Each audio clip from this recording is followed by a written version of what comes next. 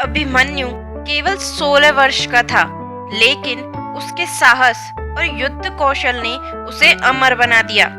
यह कहानी वीरता, संघर्ष और बलिदान का प्रतीक है। अभिमन्यु अर्जुन और सुभद्रा का पुत्र चंद्रदेव के अंश से जन्मा था। अभिमन्यु नाम सुनते ही वीरता, त्याग और बलिदान की छवि सामने आती है। वे भगवान कृष्ण के भांजे थे। अभिमन्यु का जन्म ऐसे समय में हुआ था जब कुरुक्षेत्र का युद्ध असंभवभावी हो चुका था। उनका पालन पोषण युधिष्ठिर, भीम और अर्जुन जैसे महारथियों की छत्र छाया में हुआ था। अभिमन्यु ने धनु विद्या और युद्ध कौशल को इतनी छोटी उम्र में ही सीख लिया था कि बड़े बड़े योद्धा भी उनकी प्रशंसा करते थे। लेकिन उनकी सबसे बड़ी विशेषता थी उनकी बुद्धिमत्ता और रणनीति को समझने की शक्ति। महाभारत में चक्रव्यूह का उल्लेख एक विशेष प्रकार की युद्ध रणनीति के रूप में किया गया है। यह एक जटिल घेरेदार संरचना होती थी जिसमें प्रवेश करना और बाहर निकलना दोनों ही असंभव जैसा था। कहते हैं चक्रव्यूह को केवल कुछ ही योद्धा समझ सकते थे, जैसे अर्जुन और श्री कृष्ण। महाभारत का युद्ध धर्म और अधर्म की लड़ाई थी। पांडव और कौरव आपस में 18 दिनों तक युद्ध करते रहे। इस युद्ध में कौरवों की सेना के सेनापति द्रोणाचार्य ने एक अद्भुत युद्ध नीति बनाई, चक्रव्यूह। यह एक ऐसी संरचना थी जिसमें प्रवेश करना लगभग असंभव था, और यदि कोई प्रवेश कर भी जाए तो बाहर निकलना नामुमकिन था। कौरव सेना ने पांडव सेना को घेरने के लिए चक्रव्यूह की रचना बनाई। पांडव सेना के लिए यह एक बड़ा संकट बन गया। अर्जुन, जो चक्रव्यूह को भेदने में सक्षम थे, उस समय कौरव सेना के एक अन्य मोर्चे पर व्यस्त थे। तब पांडव सेना के लिए चक्रव्यूह को भेदने का एकमात्र विकल्प था अभिमन्यु। कहते हैं कि गर्भ में ही उसने अर्जुन और सुभद्रा की बातचीत से चक्रव्यूह तोड़ने की कला का ज्ञान प्राप्त किया था। जब सुभद्रा अपने गर्भ में अभिमन्यु को लिए हुए थी, अर्जुन ने उन्हें चक्रव्यूह की संरचना और तोड़ने की कला बताई।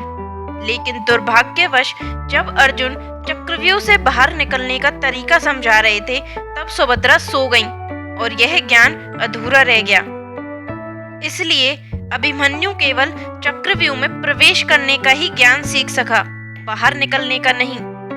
अभिमन्यु ने द्रोणाचार्य के संरक्षण में शस्त्र विद्या सीखी और अपने पिता अर्जुन की तरह एक अद्वितीय धनुर्धर बना।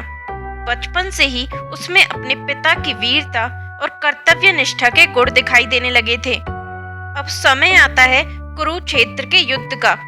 13वें दिन कौरवों ने चक्रव्यूह रचा, जिसका उद्देश्य पांडव सेना को भ्रमित करके पराजित करना था। इस कठिन समय में अभिमन्यु ने स्वयं चक्रव्यूह में प्रवेश करने का निश्चय लिया, लेकिन उन्हें केवल अंदर जाने का तरीका पता था, बाहर निकलने का नहीं। जब अभिमन्यु को चक्रव्यूह भेदने की जिम्मेदारी सौंपी गई तो उसने बिना किसी झिझक के इसे स्वीकार कर लिया। उसने कहा, मैंने गर्भ में ही चक्रव्यूह में प्रवेश करने की विद्या सीखी है। भले ही मुझे बाहर निकलने का ज्ञान ना हो, लेकिन मैं अपने धर्म और कर्तव्य से पीछे नहीं हटूंगा। अभिमन्यु का यह साहसिक निर्णय उसकी निडरता और पांडवों के प्रति उसकी निष्ठा को दर्शाता है। उसकी आंखों में अपने धर्म और परिवार के प्रति अपार प्रेम था। अभिमन्यु ने अपनी रथ सेना के साथ चक्रव्यूह में प्रवेश किया। उसने चक्रव्यूह में घुसते ही कौरव सेना में हलचल मचा दी। उन्होंने अकेले ही बड़े बड़े महारथियों को चुनौती दी। भीष्म, कर्ण, दुशासन और द्रोण जैसे योद्धा भी उनके साहस से अचंभित रह गए। अभिमन्यु के साथ भीम, नकुल, सहदेव और युधिष्ठिर भी थे, लेकिन कौरव सेना ने उन्हें चक्रव्यूह के बाहर ही रोक दिया था। अभिमन्यु अकेले चक्रव्यूह में प्रवेश कर गया। चक्रव्यूह के अंदर कौरव सेना के योद्धा उसकी प्रतीक्षा कर रहे थे।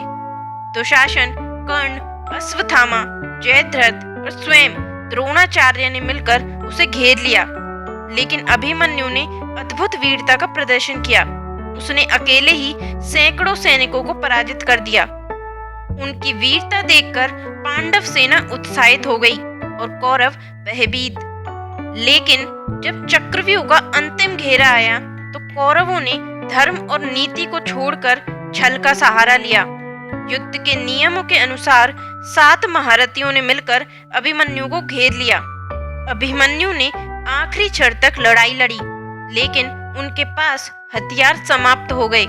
अतंत्य उन्हें अपने जीवन की आहुति देनी पड़ी। अभिमन्यु ने चक्रव्यूह के अंदर जो पराक्रम दिखाया वह इतिहास में अद्वितीय है। उसने दुशासन के पुत्र को पराजित किया, कर्ण के रथ को तोड़ दिया और कई महारथियों को लड़ाई से पीछे हटने पर मजबूर कर दिया। उसकी तलवार और धनुष दोनों ने कौरव सेना में भय पैदा कर दिया। लेकिन धीरे धीरे कौरवों ने अपनी रणनीति बदल दी। उन्होंने धर्म और युद्ध के नियमों का उल्लंघन किया। अभिमन्यु को अकेला देखकर उन्होंने उसे चारों ओर से घेर लिया। जयद्रथ ने अपनी शक्तिशाली दिव्य अस्त्र से पांडवों के चक्रव्यूह के बाहर ही रोक दिया, जिससे कोई भी अभिमन्यु की सहायता के लिए अंदर नहीं जा सका।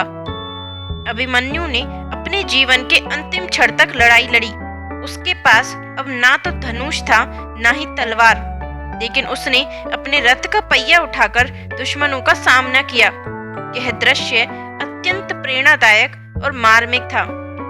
कौरवों ने मिलकर उसे मार डाला, लेकिन अभिमन्यु की वीरता और बलिदान ने उसे अमर बना दिया। यह केवल एक योद्धा नहीं बल्कि धर्म और कर्तव्य का प्रतीक बन गया। अभिमन्यु ने हमें सिखाया कि जीवन में परिस्थितियां चाहे कितनी कठिन क्यों ना हो, हमें साहस और दृढ़ निश्चय के साथ उनका सामना करना चाहिए। अभिमन्यु के वध से पांडव सेना में शोक की लहर दौड़ गई। अर्जुन को अपने पुत्र की मृत्यु का गहरा दुख हुआ। उन्होंने कौरवों के इस अधर्मपूर्ण कृत्य का बदला लेने की शपथ ली। अभिमन्यु ने न केवल अपने परिवार के लिए बल्कि धर्म की रक्षा के लिए भी अपने प्राण त्याग दिए। उनका बलिदान हमें यह समझाता है कि साहस, निष्ठा और कर्तव्य सबसे बड़े गुण हैं। अभिमन्यु की कहानी हमें यह भी सिखाती है कि ज्ञान अधूरा नहीं होना चाहिए। जब तक आप किसी काम को पूरी तरह से ना समझ लें, उसे करने की योजना ना बनाएं। लेकिन अगर आप किसी स्थिति में फंस भी जाएं, तो हार नहीं माननी चाहिए। अभिमन्यु ने न केवल पांडव सेना को प्रेरित किया, बल्कि आज हजारों सालों बाद भी हमें यह प्रेरणा देते हैं कि सच्चा योद्धा वही है जो अंत तक लड़े। अभिमन्यु ने अपने बलिदान से यह सिद्ध कर दिया कि वीरता उम्र की मोहताज नहीं होती, और चक्रव्यूह न केवल एक युद्ध नीति थी बल्कि यह जीवन के संघर्षों का प्रतीक भी है। यह हमें जीवन के हर संघर्ष में निडर होकर खड़े रहने की प्रेरणा देती है। अगर आपको यह कहानी प्रेरणादायक लगी हो तो इसे लाइक और शेयर जरूर करें। ऐसी और भी कहानियों के लिए हमारे चैनल को सब्सक्राइब करें और बेल आइकन दबाएं ताकि आप हमारी अगली वीडियो मिस ना करें। जल्द ही मिलते हैं अगली वीडियो में। जय श्री कृष्णा।